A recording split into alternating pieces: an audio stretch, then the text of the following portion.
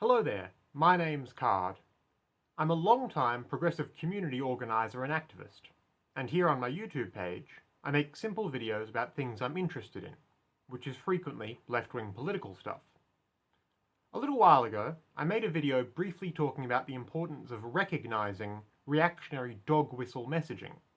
That's words, symbols, and phrases that covertly signal a more nefarious meaning. Lots of online leftists have talked before about what they are, but I tried to convey why we progressives need to be better at noticing them ourselves so that we can deal with the people using them more effectively.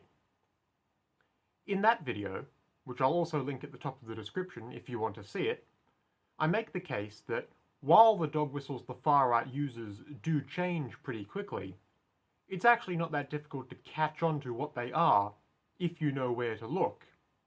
But in hindsight, I thought it might just be easier to explain them myself and save people the trouble of going to the source and trying to suss these things out on their own.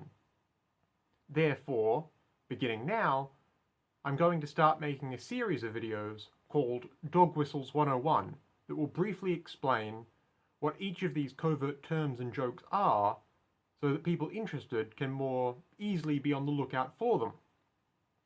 In each of these videos, I'll simply explain a relatively new or obscure word or joke the far right is using, what it means, and how to keep an eye out for it. In this first such video, smoke alarms. For context, there's been a stand-up comedy gag floating around since at least the 90s, which essentially riffs off of the supposed fact that low-income households will happily let a smoke alarm with a failing battery go unaddressed. When most domestic smoke alarms need their batteries changed, they often make a chirping or beeping sound to let you know. So joking that you can hear a faint, unexplained beep coming from inside someone's house is meant to be comedic shorthand for saying they couldn't afford a new 9-volt battery. The bit itself has been hanging around as a not particularly funny example of hack observational humor for decades. But it's made something of a small comeback within the past year, as people on TikTok in particular used it as the basis for a lot of amateur comedy skits. The last couple of months, though, online right-wingers have appropriated making smoke alarm references. And they're making them claiming that it's a serious sign of negligence and that it's a black person thing. If you see someone online bring up smoke alarms, apropos of nothing, pretty good chance they're trying to signal to the other racists who are in on the joke. Now, the people on 4chan and sites like it really don't come up with these memes as much as they like to think they do. So there might be a few people online who do the smoke alarm bit innocuously enough about themselves or the demographics they're a part of.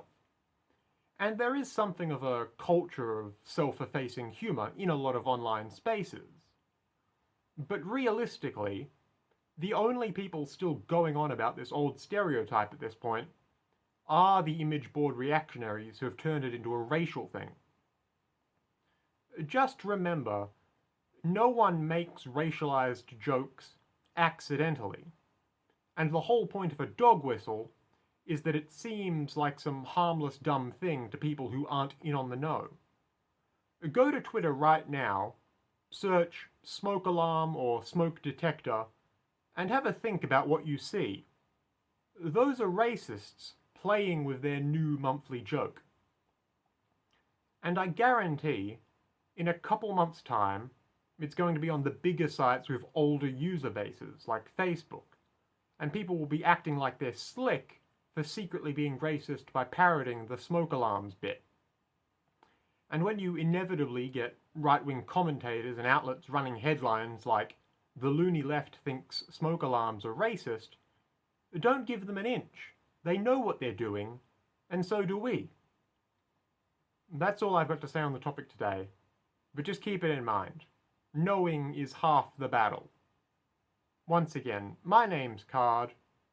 If you'd like to hear more from me, especially about emergent dog whistles and how to spot them, feel free to subscribe to this YouTube page or take a look at my older videos. But goodbye for now, and have a lovely day.